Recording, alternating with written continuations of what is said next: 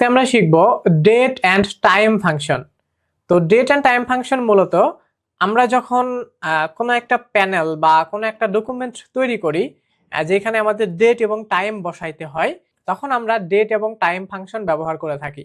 তো চলেন এটা আমরা শিখে ফেলি মাইক্রোসফট অফিস এক্সেল থেকে। আমরা চলে আসলাম কম্পিউটার স্ক্রিনে। আমরা এর জন্য একটা এক্সেল ফাইল ক্রিয়েট করে নিলাম। ওকে, তো এটা হচ্ছে আমাদের সেল, আমরা জানি। তো এই সেলগুলোতে আমরা ডেট, টাইম এবং নাও যে ফাংশনগুলো আছে এগুলো ইউজ করতে চাই।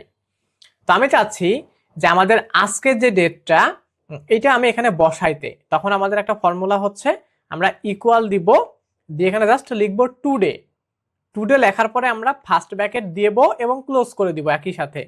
দিয়ে যদি আমরা ইন্টার প্রেস করি, তাহলে দেখেন আমাদের আজকের যেই ডেট, হ্যাঁ 21 তারিখ 12 মাস 2024, এটা কিন্তু এখানে চলে আসছে। আমি এটাকে একটু দেখার জন্য একটু বড় করে দিচ্ছি। তো আজকের ডেটটা কিন্তু এখানে চলে আসছে। তো এটা হচ্ছে খুবই জাস্ট আমরা বসানোর জন্য ইউজ করতে পারি। এরপরে আমি এই পাশে হচ্ছে একটা নাও ফর্মুলা অ্যাপ্লাই করি। আগেরটার মতো করে আমি যদি এখানে নাও বসাই, যেমন ইকুয়াল নাও, ব্র্যাকেট দেব, ব্র্যাকেট ক্লোজ করে দিব। ওকে, তাহলে দেখেন আমাদের এখানে ডেট এবং টাইম সহ, এখন কত বাজে 1:38, এটা টাইম সহ আমাদেরকে দিয়ে দিচ্ছে।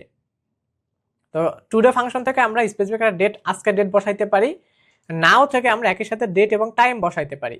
আর জাস্ট ডেটের ক্ষেত্রে, যেমন এখানে টুডের ডেট, আমি যদি স্পেসিফিক অন্য ডেট বসাইতে চাই, তখন আমরা একটা ফর্মুলা অ্যাপ্লাই করব, যেমন ইকুয়াল দিয়ে আমরা লিখব ডেট, ডেট লিখে ব্র্যাকেট দিব। দেওয়ার পরে আমাদেরকে প্রথমে ইয়ার দেওয়া লাগবে, যেমন 2024 সাল।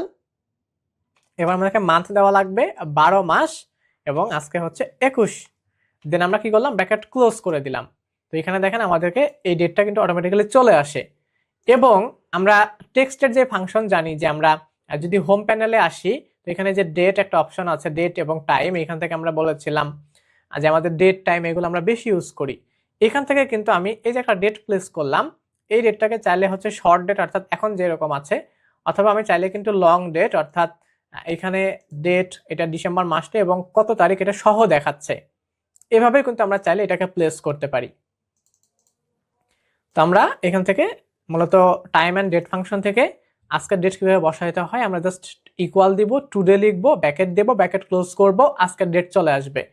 আবার যদি ডেট সহ যদি টাইম বসাইতে চাই, তখন আমরা কি করব, নাও লিখবো, ইকুয়াল দিব, নাও লিখবো, ব্র্যাকেট দিব, ব্র্যাকেট ক্লোজ করব, নাও চলে আসবে ডেট টাইম সহ।